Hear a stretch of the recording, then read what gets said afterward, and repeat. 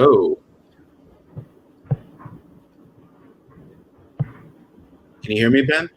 Yes, I can hear you. Okay, for some reason my camera is not working, but I'm just gonna roll until I find a way to fix it. Well, Perfect. I just want to start and say, thank everyone for joining us for another episode of Making Sense. My name is Daniel Lee. I serve on the board of directors of Move to Amend. I'm joined here today with Ben Gordon of, is it the Public Banking Alliance, Ben? Yeah, part of a number of affiliations. One is California Public Banking Alliance and also Public Bank Los Angeles and the National Public Banking Alliance. Great, great. Great to have you here. I Thank will you. continue to work on my video, but in the meantime, let's just jump into it, jump into the week. I want to start by first reminding folks that Move to Amend is a coalition that's working to get an amendment to the Constitution that says corporations are not people and money is not speech. Basically, getting away, getting rid of all corporate constitutional rights and the notion of corporate personhood. We believe that rights are only for people and perhaps for animals and Mother Earth, but not for artificial entities such as corporations. We feel that giving these corporations rights is inherently a subversion of democracy. So we're working as hard as we can um, to really bring true democracy to the United States, because we think there's some great debate about whether or not we've ever actually been a democracy that really encouraged full participation from people of all shapes and stripes. Making sense, of course, this year we've been talking about and trying to give people a venue to process all of the crazy, crazy stuff that has been happening at an unwarranted clip every week this year, and this week is no different. After our lackluster stimulus earlier this year, in which most people received a okay. I'm going to stop for a second, Ben, if you don't mind. I'm going to try to jump off and jump back on to see if my video will pop up, and then we'll get back to the conversation. That would be awesome. Yeah. Yeah, already seeing the comments streaming in and couldn't agree more with a lot of these. And Cindy, thank you for sharing that. That's a huge piece of litigation effort that definitely does not get enough press.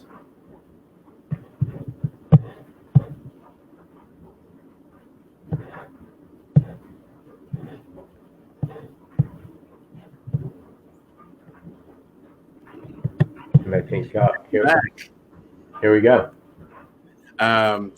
So once again, thank you, Ben, for joining us.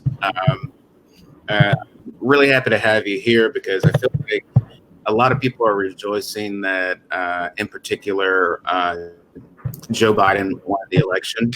But I think there's to some degree, a lack of understanding about like the depth of the problem that we'll still be facing with any president.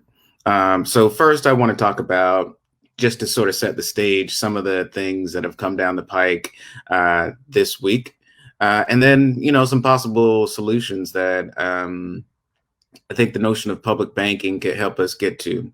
The first thing, as I was talking about before I jumped off, is just sort of the lackluster stimulus that we had earlier this year. I mean, we've seen other countries both provide unemployment insurance, but provide up to $2,000 a month, like our neighbors to the north, to all of their residents who are experiencing financial hardship, and other types of support where, in the US, it's been 6 months, 8 months, however long since our first stimulus. And that's all we've received. And it really speaks to what we value here as a country. I'm wondering if you have any thoughts just on that first stimulus, and how inadequate it was and how much it really just didn't really. It showed how much of a break there is between our elected representatives and the struggles that people are going through from day to day. Just wondering if you Oh, yeah, for sure. That notion of budget your values couldn't apply more here. We see, because we think a lot of times it's easy to talk about things in terms of money because it's easy to compare because it's a number and it's relative, but a lot of it is what winners are being chosen, and we see and what powers and rights are given to who. And so we saw that a lot, not only in 2008-9, but also most recently with the CARES Act and the multiple approaches, in which we see that when it comes to our corporations and when it comes to investors and the richest, that is basically carte blanche, continue what you're doing. We don't want to interrupt it in any clip. For instance, the Federal Reserve opening their window to commercial paper, which basically means if you're a big private company, keep doing what you're doing. McDonald's, for instance, was able to borrow at, I think, about 1%. Took them a few days to do that. And then for the vast majority of us, what we get is an amount that everyone knows is too little. And then it not only is too little, but it also has to go through a system that hasn't worked for the people it was meant to support. And so it's kind of that, at some point it becomes not about that idea of like, oh, is it a conspiracy, the backdoor dealing? But it's like, you got to assume at some point that it is a power struggle, and it's really showing that there are people trying to use the tools of government to really work for a very small group of people because they think that's the way it should be. Well, and yeah, when you were speaking earlier, it made me think of like the PPP, and I know we talked about that. Like a lot of people around the internet did very early when places like Chris received PPP loans. But in the last week, we found that Tom Brady, the former New England Patriots quarterback, current Tampa Bay quarterback, also received a PPP loan that was similar in price to a yacht that he bought a couple weeks later.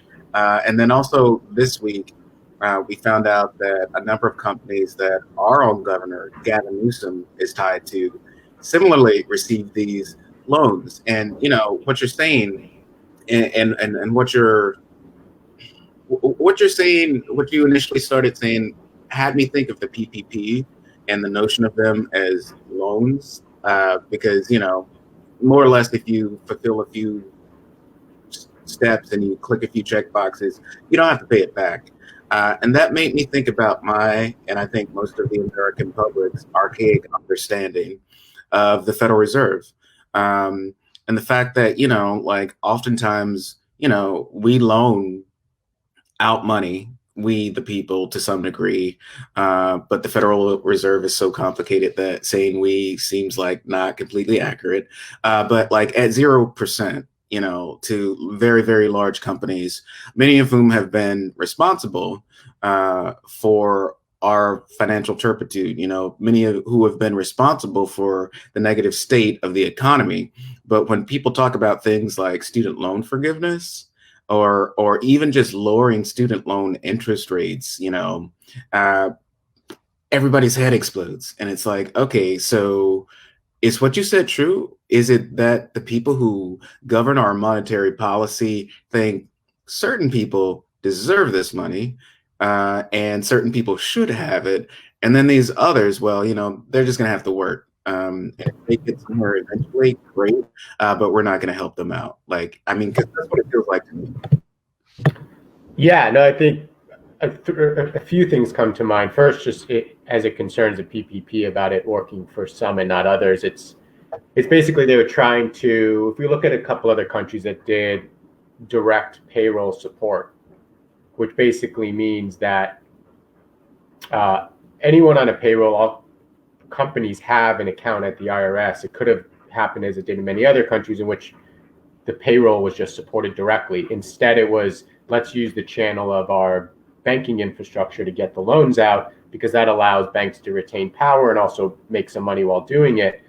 And exactly what happened was what anyone would have expected to happen, that people and businesses with relationships existing with banks were the ones that got the loans. And so that's why we see huge discrepancies in not only the race and gender of the people and businesses that got loans, but also really just how much money they already had, and the idea that it's much easier to do one $10 million loan than a whole bunch of $100,000 loans.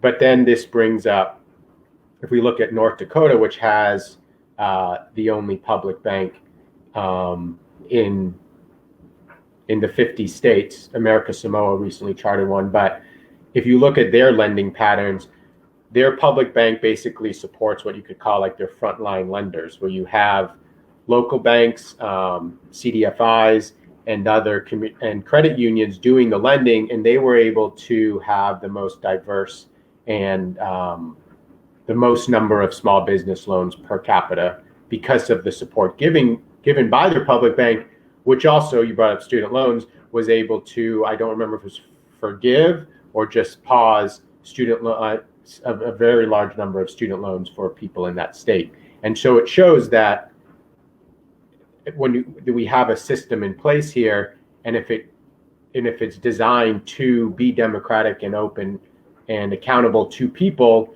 you get something more akin to, say, North Dakota, but right now that's the exception and not the rule. And then just the last point where you brought up about the Fed, we really have to think about it that the Federal Reserve System, what we call the Fed, they need us. They have a dual mandate for employment and interest. And so basically the way the Fed is currently designed, the only way for them to really drop money into the economy is through banks. They can't directly do it to people. They could with very small fixes. There's bills in Congress right now, whether it's through Fed accounts, which are every individual in the country would have an account at the Fed, just like the bank does. And you could easily drop money into the real economy. But right now, they can only do it through banks with an account at the Fed. And what that means is we're now one step removed from getting that money, because they then have to make loans. And if they don't want to make loans in the real economy, or they only want to do it to a subset of businesses, or really just continue doing it in the financial economy, the big difference being the real economy is things like social and environmental actual work, and then say actual businesses. The financial economy are all what you could think of as like derivatives. Their value is derived from real things happening. So it's an agreement. It's basically like a taxpayer guaranteed gambling house. And that's what we generally call Wall Street. So if they're going after the biggest return, and that's in the financial economy, we all get left out. And so we're a step removed from getting direct access to these money drops. I'm curious what like the barrier is, or the opposition is to individual Fed accounts. I imagine, there are arguments that it would be difficult, or it's complicated. But I know in one of the versions of the original Democrats' initial stimulus, there was this idea about creating a digital currency. I'm not sure if that dovetails with Fed accounts, but to my thinking, if the federal government can do a very good job each year of collecting income taxes based on people's social security number or other identification number, if they are not a citizen, then the difficulty question sort of falls away from me. If we already have sort of established structures where we can sort of access people and or their bank accounts directly, because a lot of people do direct deposit, or send them a check, then the argument about like the complications doesn't make sense to me. But I'm curious if you've heard arguments why we just can't make that many accounts. It's too complicated. No, we hear this a lot.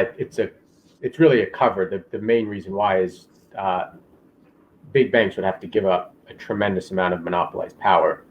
So if they're a small group that are the only ones that hold this power, it makes sense they'll do anything to stop it. But then the technological or operational question you bring up is a good one.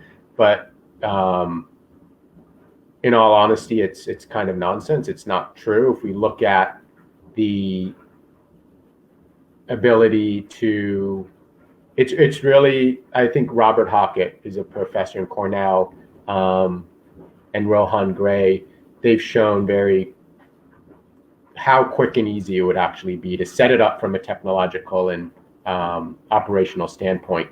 And then the idea that it wouldn't work or it has all these moral hazards, you know, you could argue anything really, but I think one thing that we've seen from something like either the $1,200 check to every, or it didn't get to every household, but things like that, or the extension of the unemployment benefits by $600 a week, that showed. And then what we saw was somehow magically what we call the economy didn't just crash and burn, that by putting money into individuals' accounts through millions and billions of little interactions here and there, things work out because the vast majority of us do want to take care of each other, our families, our friends, our neighbors, and that argument of moral hazard doesn't hold ground. Yeah, I mean, one of the things, like, my master's is in social work, and of course, we had to analyze a lot of social service programs. And one in particular always sticks out for me, the SNAP or food stamp program, which, you know, by various measures puts back, you know, $3 to $4 into the economy for every dollar that we spend on it.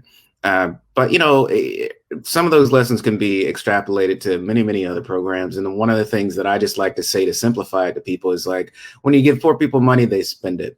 You know, when you give richer people money, they put it in the bank or they invest it, and it doesn't have a substantive impact on the real economy. Poor people's money has an impact on the real economy and beyond the economy, which is something that, like, I get really frustrated talking about when I know that people are dying, when I know that essential workers are being exposed to COVID on a regular basis. But for them, it's the choice of starve at home without a job, or, you know, expose myself and my family to a virus that might kill me. That's a horrible choice, and we should not have to make them make it.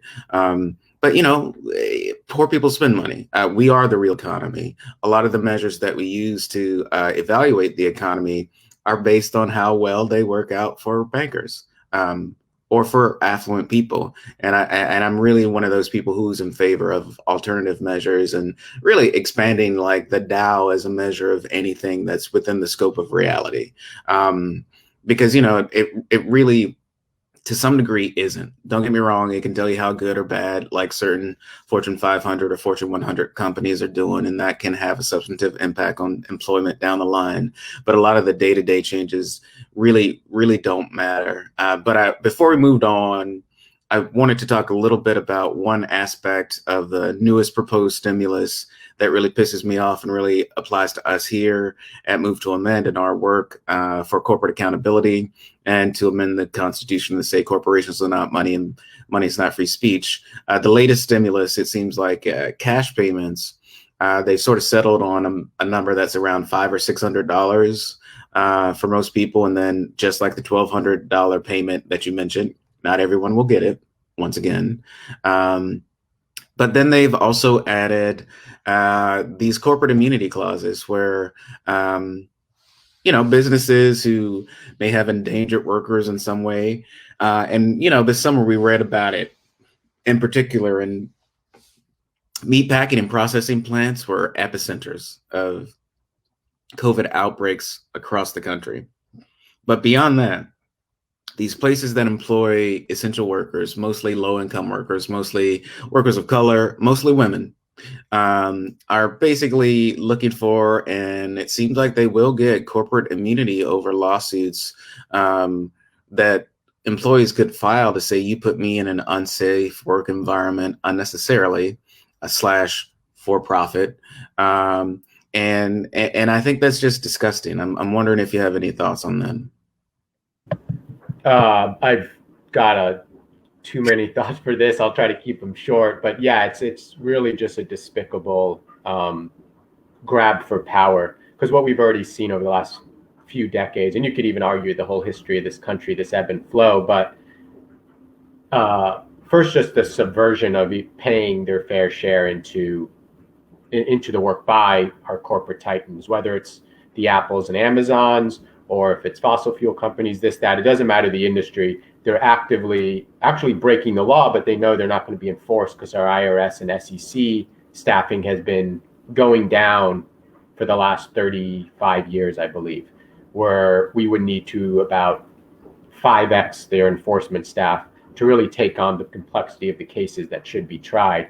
And now what we're seeing is, so they did it with the money, which you could argue just sucks, but now they're trying to do it with real human lives. They're basically trying to say that for you all to get something that's going to be inadequate and only enough for a little bit, we're going to now start this re-entrenchment and putting our heels in the ground so that we now have a liability shield when it comes to direct human life and suffering. And it's just an untenable, just bold face, just it's despicable, really. Yeah, I mean, I feel like some people think we're hyperbolic when we talk about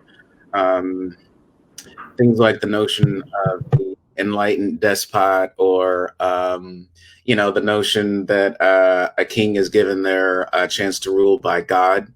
I feel like we treat corporations in a very similar way, and we look out for their welfare more than we look out for any individual human within the United States, or any group of humans within the United States.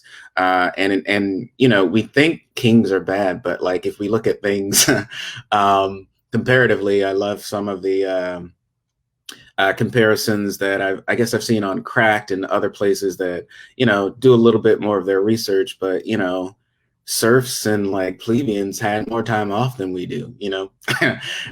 Yeah, I mean, I'm hearing this come up on different talk radio shows, this idea of the divine right of kings really starting to infiltrate the decision making, almost blatantly so, where we need to protect these enlightened beings because they're dropping money and jobs on us. And it's obviously completely false. But one thing that really heartens me, that if we can break away from this, is that I look at this just incredible upsurge of mutual aid networks being formalized, but also there's also the 10x that aren't formalized, where people generally just want to help each other. And that shows me, and that should show all of us, that just obviously, I don't think anyone listening to this would agree with the idea of the divine right of kings or corporate leaders or whatever you want to call them, misleaders, but that the alternative is not uncertain, that we know what would happen and we know that it would be better because we can look to things like whether it's mutual aid networks or any other social or environmental justice-based organization standing up for the rights of either themselves or the future generations, whether or not they themselves have kids, because it matters to us. And that alternative future is not unknown. It's very much known, and we know that it's undeniably better. And we can also look to the example of other countries which have had a lot of things that for some reason we need to fight for, like a broader proliferation of worker-led co-ops where workers own actual companies, and that model is widely spread, widely spread within the entire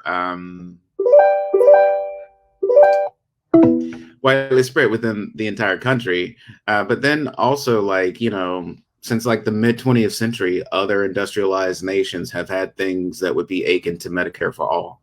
And we don't have that because of the corporate power of our insurance companies. But when you talk about like the divine right of kings, which is the phrase that I was searching for, it makes me think about the titans that we spoke about in earlier episodes of Making Sense, like Elon Musk and Jeff Bezos, who have made billions more much faster during this pandemic. And within the last 2 weeks, we found out like that a lot of these enlightened billionaires who really just seem more and more like mad scientists or evil scientists are moving their operations to Texas and getting it to a point where, on the federal level, they either pay no taxes or get a tax refund. And since they're all moving to Texas or moving their headquarters to Texas, they pay no state taxes as well. So basically, we as the residents of the United States, we buy their products. We fully fund the roads and the technological infrastructure that they use to make their businesses work. And then we pay them money for that privilege. You know, we pay them we give them federal income tax returns, and we don't charge them state taxes because it just feels that good to make these really great people happy. I mean, it frustrates me so much. I know there are only so many times that you can talk about these people. I know people get angry about it, but I do think there's that, you know, what is it, Alexis de Tocqueville quote where, you know, so many people in the United States aren't really upset at the state of their caste system because they don't see themselves as poor. You know, they see themselves as, you know, temporarily deterred millionaires. And I think it's very indicative of where we are as a country, where we're just like, one day that's gonna be me, and I want to be the one who, you know, takes all the money from everybody and doesn't really give other people opportunities. I want to be the reason that, you know, all of these single parent families have to, you know, move out of their apartment and into their car. I mean, it's just, it makes me incredibly angry that we take it, and that we're not constantly angry, and that we're not constantly working to address that, and the new or the neo divine right of kings. And it's mostly, once again, it's mostly men, and it's mostly white men. Yeah, totally. And I think going back, you said to Tocqueville, there's also been other people that have visited the country over the years, especially after the Civil War, that have seen this pernicious, quite successful ability of the ruling class to keep everybody else fighting with each other and blaming each other for their problems, rather than putting the onus on the ruling class. And what we see in other democracies over the last 150 years is the ability to have a groundswell of people-powered movements that are directly focused at the top. And here it's you know, maybe it will happen right now, but it is that time to break down those entrenched systems. And I know we want to talk about a couple of different ways to do that, and that are already in the works. Yeah, and I think this is, you know, a perfect time, one, to give people a little idea of what public banking is very generally, but then to talk more specifically about the work you've done with Public Bank LA and the California Public Banking Alliance, and how some of the work that you're doing now can help us, you know, democratize monetary policy to some degree, but also, you know, provide a path out of what is still a financial crisis. For sure. Yeah. Let me just talk a few minutes about public banks. So just give a real brief overview of just what they are, and then maybe we can go into some of what's been going on in the last couple of years. But I just start by saying that, you know, we deserve public banks because they bring democracy to what we call finance. They allow us to build public trusts. It allows us to take our money and the awesome power of money creation to directly benefit the projects and the people working day to day to build the collective good. Public banks are part of a broader push to make our financial systems be more democratic, be more responsive, do more values-based lending, which still makes economic sense if our economy is built from this notion of how do we center human well-being. And it really allows us to put the power to accelerate other priorities that we already have. So I see public banking not sitting as another one of many different social and environmental movements, but more as a tool to support and magnify the scale and scope of many, many social and environmental movements going on. And so it's taking this awesome power that banks have and bringing it to the level of where you have money that's kept local, and where the public money and public credit is truly owned by whether it's a state, a city, a tribal nation, a community, or a nation at large, that it's owned by those people. So that when what we call profits are made, so when repayment of a loan is made, when interest is paid, it doesn't go to a small group of people, that it goes back into the public coffers, and it allows for this intergenerational transfer of wealth that has these measures of accountability and governance that allow people to have much more insight into what's actually happening, how decisions are made, and know that banks are using the ability to leverage money to benefit the public rather than shareholders. I want to stop you there real quick and ask you something that I've heard a lot, and I'm sure you've probably heard. Okay, so public banks. What about credit unions? Like, how are these different? Why can't we just rely on the credit unions that we normally have? Why do we need public banks? Yeah, no, that's a great question. I think so. One way to think about having a public banking system, Germany has one of the most robust ones as a country, but we do have 700 public banks around the world that hold close to $40 trillion in assets. So what we're saying first is nothing new, but the way to think about it is that the public bank, because we know things are relationship based. So who holds the relationships in communities? It's whether it's a credit union, a community bank, community organizations. The way to think of the public banking system is that they would support the ability for the credit unions, for the community banks, for the MDI, CDFIs to continue doing what they do best and do more of it and more directly reach the individuals and businesses. And then the public bank either buys loans off of the book so they can do more of it. They could provide guarantees, just different ways to take our public money and our public credit to support the activities of financial institutions like credit unions. Great. So can you tell us a little bit more about just your work? And I've been following it and, very excited, whether that's been on the local level and LA City Council or on the state level. I think there's a lot of potential going forward, but even with the work you're done, like it seems like there's more work to do. But can you tell us, just first about some of your recent wins and, plans for the future and how that can benefit some of the groups that you just. Yeah, definitely. The biggest one was last year, the passage of AB 857, which just in a sentence allows for cities, counties, and what are called joint power authorities. So think of things like utilities to form a public bank. It set the framework to do that, and it allows for 10 of those to be started over the next 7 years, I believe. You still have to go through that process, and we have probably 5 to 10 either cities or counties actively pursuing the start of a public bank through that legislation. So that was a big win. We've continued the conversation of public banks in Sacramento.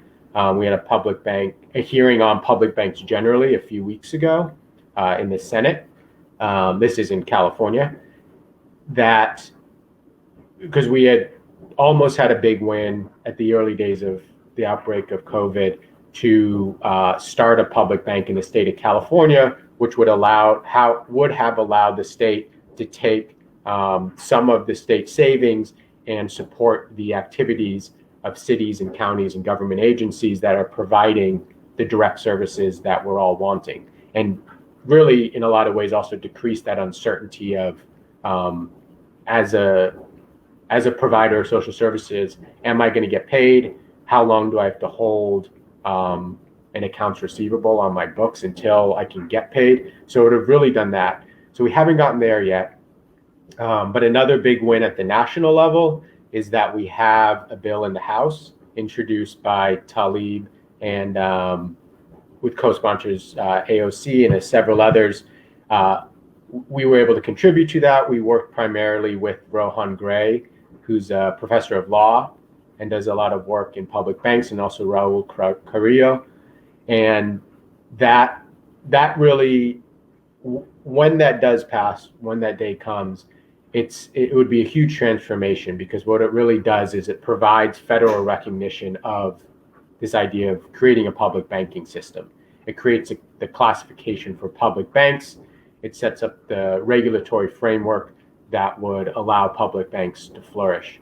And so right now, and then what it also does is it doesn't make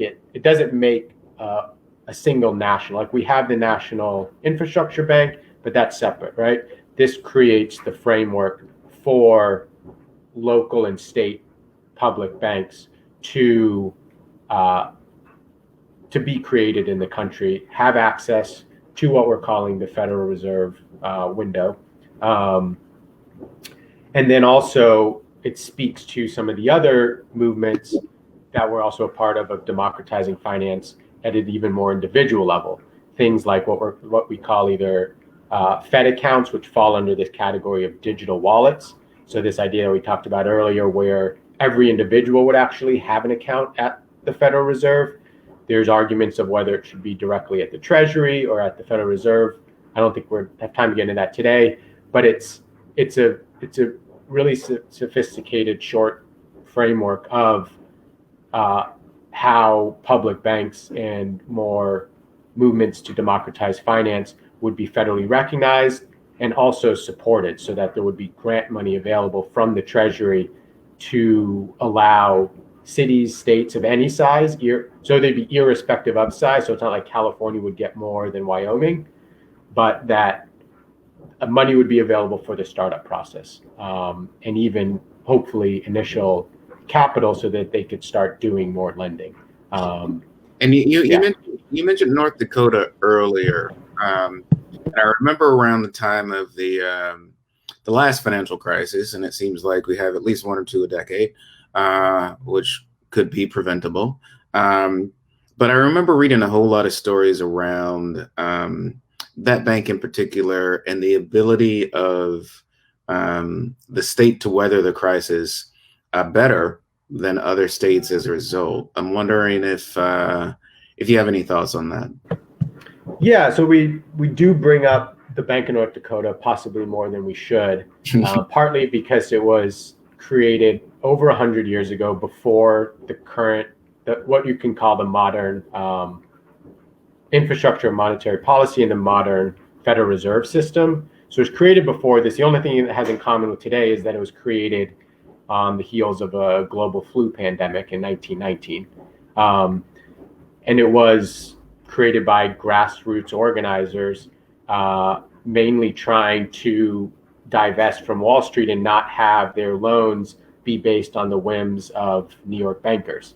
So, but other than that, it has very little in common with today, because there is a much more robust system set up that we have to take into account as we're designing something. So it is more complicated, but what it does show, and I think what we have right now in this year alone, is showing how a public bank could work, and not looking at, North Dakota is so small, California is so big. It's more just look at the mechanism of a state to be able to disperse something like the PPP loan program.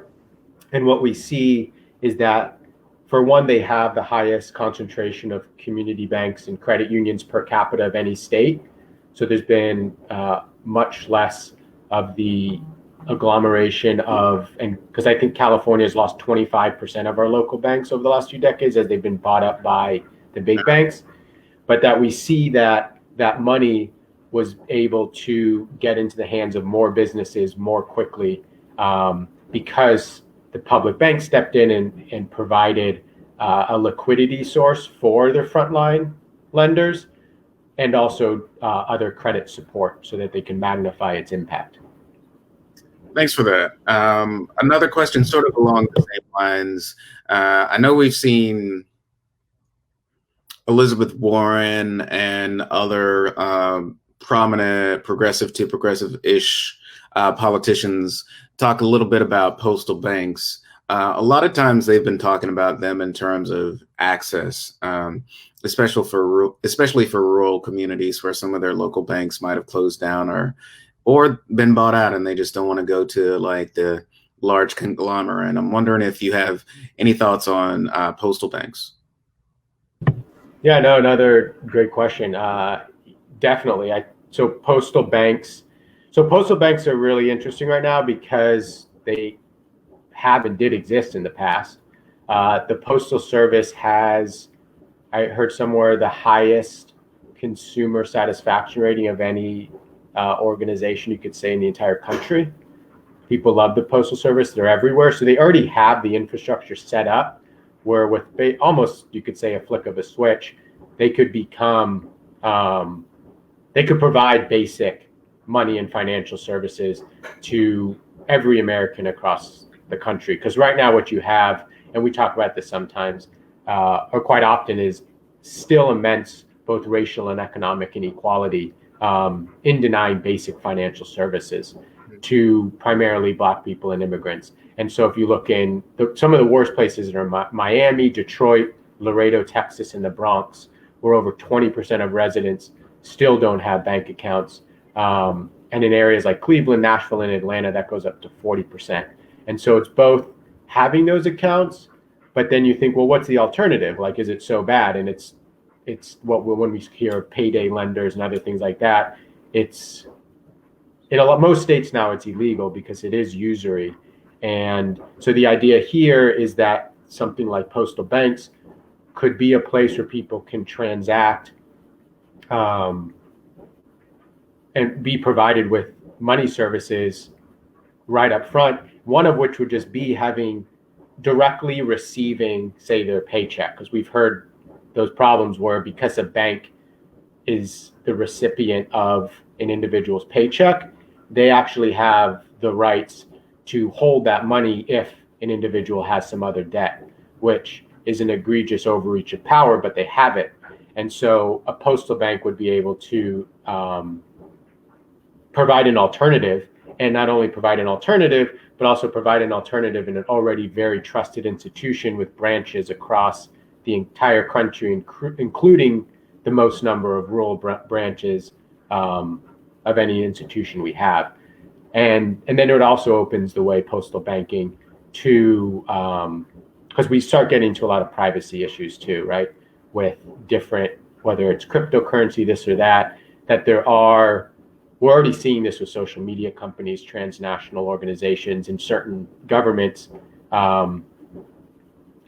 monetizing individuals' data and even creating social credit scores. So we call those kind of like those algorithms that sit behind the curtain that increasingly decide people's access to credit and other things. And so it could even allow for the establishment of accounts where there is no personal identification to it, that you don't need it, that other than just a password, and it would have a limit, like say $500 or $1,000 per person. But it would allow for a complete anonymity for a certain amount of money, so people could do smaller transactions without having to turn over all their personal information and data to a massive corporation or the government. One of the other reasons I like the notion of postal banks, though I must admit I need to do more research beyond the payday lending, which a lot of low-income people, across the country, if it's not payday lending, it's like check cashing services where you have to pay a fee to, cash a check rather than just deposit an NT or account. A lot of people, particularly this year, have been receiving unemployment. And more, a lot of the big banks are getting into the unemployment industry. And, you're issued a card, which for the most part, you don't have to incur a fee if you use our ATMs. But from a probability perspective, a certain number of people are not going to be able to find one of your ATMs. So it's just a means for banks to make money off of fees for unemployment, which I think is also disgusting.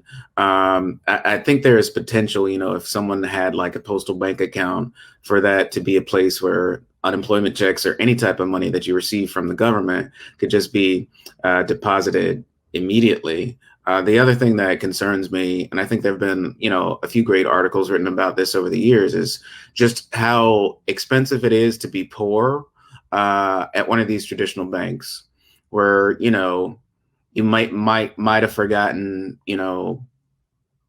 a bill that you paid, but you went out to eat, so you get an overdraft charge, and it's like, oh damn, I got an overdraft charge that was $20, but you don't get paid again for a week or 2 weeks, and you might have enough food at home to subsist. You might have enough gas in your car, enough money on your Metro card, so you don't really have to think about it that much. But the time goes by and you don't pay within a certain time frame, and you get paid again, and the fee doubles, and it just keeps doubling. So by the time that you get your paycheck, the bank takes, a fourth of it, a third of it, depending on how much you get paid, just based on these fees that multiply. And I think there might be some recourse in situation where we had a postal bank where it was just like you get an overdraft charge maybe, and then you can't use your card. Right now you have to opt into that type of service with a lot of our major banks, where it's like, if you don't opt in, we're just going to keep charging you overdraft fees, and we're probably not going to waive them even if you call. So I think that's potentially a way that a postal bank could help out a lot of people who just realize how expensive it is to be poor. Yeah, no, that's a really good way of putting it, that it is really one of the major advantages that we would see with postal banks, that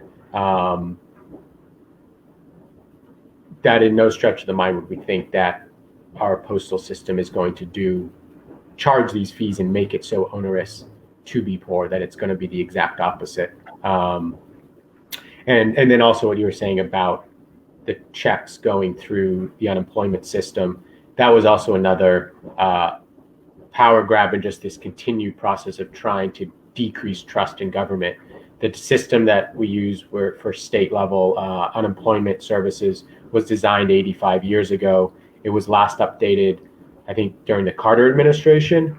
The RAND Corporation, which I think is actually based in Santa Monica, I heard an interview with someone from there. It's been known for 30 years that we need an overhaul of that system. So by choosing to disperse benefits through a broken system is just, it's just one of those things where it's a power grab, and because it could have been done through a much easier way than that. There was no reason that you had to go through, and also dropping it. Like, it's not like they told all the unemployment departments across the country, hey, in a year from now, we're going to start doing this. It was like, hey, we're going to do this tomorrow or next week. And it really just, and it hurts not only obviously the people working for those departments of government, but tens of millions of people trying to go through that process. And just, it's not just the financial, it's the psychological and social harm and trauma that's being intentionally induced by the decisions being made on how things like money will be dispersed. Yeah. Well, I mean, thanks for joining us today, Ben. We're almost at the hour. We usually go to about 45 minutes to an hour. So I just want to give you just a final moment to tell people how they can learn more about your work, maybe some websites that they can go to, anything they can do, particularly if they're in California, to be active and support the work of the California Public Banking Alliance and things like that. Yeah, no, thank you. I think just to say thanks for giving this opportunity today. One way I think to also just think about the public banking is, whether it's a stitch in time saves 9, or, you patch a small hole in a roof and you don't have to repair your roof in 10 years. That's kind of how to think about providing credit in a time like now. I think so we're still working to develop this. We'll have it ready in about another month. But right now, the Democracy Policy Network, it's democracypolicy.network, and then search for the public bank page. There's a lot of really good information on there and a ton of hyperlinks.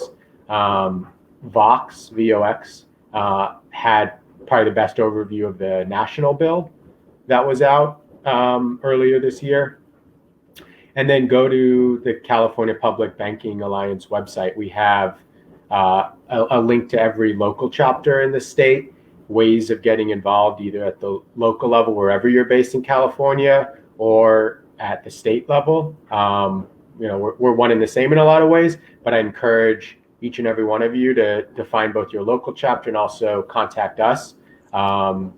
we have people contacting us for whether it's things like podcasts or even ex-bankers being like, how can I get involved? I'm retired now. I want to be on your board, and we don't have one. But so please contact us, whether you're a graphic designer, a banker, a communications person, on the ground community organizer, anybody. Send us just a short message and say you want to help. We're really responsive and would love to continue building both our direct public banking work, but also just our coalition with other justice-based social and environmental movements out there. Thanks for that. And I just want to reiterate from sort of a strategic and movement-based perspective, Move to Amend, we see ourselves as a part of a broader democracy movement. So the democratization of monetary policy and economics is just right up with us in our sort of strategic plans and our focus as an organization. So we'd love to continue to talk and continue to have a relationship down the road. Of course, if you're watching this for the first time, if you're watching Making Sense for the first time, you can find more about Move to Amend and the We the People Amendment at movetoamend.org. You can also follow us on Facebook and Twitter and Instagram and YouTube. We're on all the socials, though I don't think we got a TikTok because we're older. But we'll look into it. But please join us again for Making Sense every Friday at noon. I think if there's a holiday, we might run a rerun episode that's particularly good.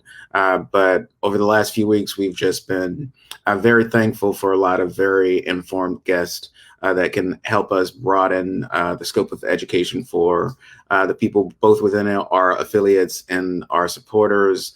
And, you can contact us at info@movetoamend.org. And once again, movetoamend.org for more information, and we'll see you next week. Cool. And also, last thing I want to say, remember, you can also always call your local representative and tell them you support either something very specific, a specific bill, or this idea of public banks, postal banks, Fed accounts, or just democratizing finance. And it goes a long way when they hear from their constituents. But thank you so much for having me, Daniel. It's a great opportunity. Appreciate it. And thanks for making the time to join us today. Definitely. Anytime.